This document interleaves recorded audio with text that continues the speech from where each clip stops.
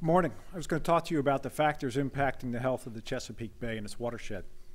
The 17 million people that live in the Chesapeake Bay watershed and how they use the land in the bay all affect the health of the bay ecosystem. The population of the bay watershed's doubled since 1950 and expects to grow to almost 20 million by 2030. This population growth has caused decline in the bay in several ways. First, there's an overabundance of nutrients, sediment, and contaminants that affect water quality in the bay. And this land development has also impacted the loss of habitat. These habitats, such as forests and wetlands, are really important to prevent pollution from reaching the bay. Finally, there's an overharvesting of fish species, including blue crabs, that's occurring in the bay. The bay region's also been affected by climate change. We've seen the initial effects of climate change in the forms of sea level rise and higher temperatures of the bay waters.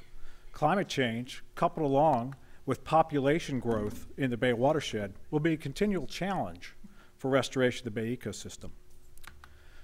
There are four primary sources of pollution that affect the bay. Agriculture. Agriculture covers almost 25% of the bay watershed. Nutrients, contaminants, and bacteria from animal manure, as well as improper application of fertilizer and pesticides, seep into groundwater and streams that eventually get into the bay. Land and urban and suburban lands also affect the health of the bay watershed. The population growth that's been increasing over the past several decades has really increased the amount of nutrients and sediment that reach the bay. Wastewater is another large source of pollution. There's a tremendous volume of sewage that must be processed for the 17 million people that live in the bay watershed. Nutrients come from 483 major municipal and industrial wastewater treatment plants and individual septic tanks. And finally, air pollution. The bay airshed is 7 times the size of the watershed, and air pollution is generated by power plants, industrial facilities, farming operations, and automobile and other gas-powered vehicles. Now, the U.S. Geological Survey, along with EPA and the state partners, monitor the amount of flow and nutrients and sediment in the major rivers in the watershed and how much gets to the bay. So the Bay Barometer has some results for both nitrogen and phosphorus and how much it reaches the bay each year. The amount of nitrogen that gets to the bay each year varies due to river flow and the amount of rainfall. For 2008, there were about 291 million pounds of nitrogen that reached the bay. This is about 13 million pounds less in 2007, or almost 50 million pounds less than the long-term average. The long-term average is about 345 million pounds, and this is still twice as great as the goal we need to reach to improve water quality conditions in the bay.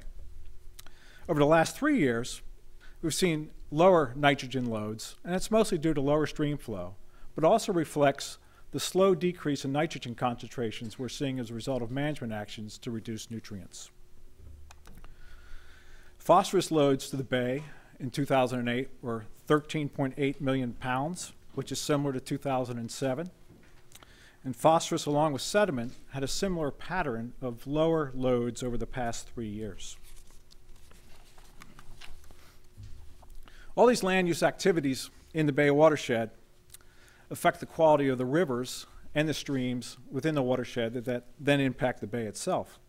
And healthy freshwater streams and rivers in the watershed are important to the residents who use them for recreation, drinking water, and other purposes.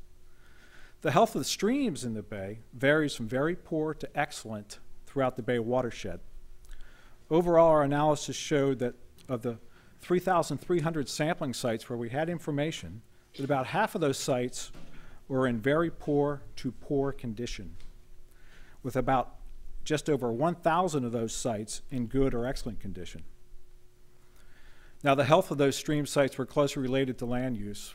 Sites in urban and agricultural areas were generally very poor to fair, whereas sites associated with forested areas were usually good to excellent. This type of information will help resource managers better target where they want to focus restoration activities to improve stream conditions or whether they want to protect healthy streams. The University of Maryland Center for Environmental Science will be providing more information about health of tributaries to the bay in the next several weeks.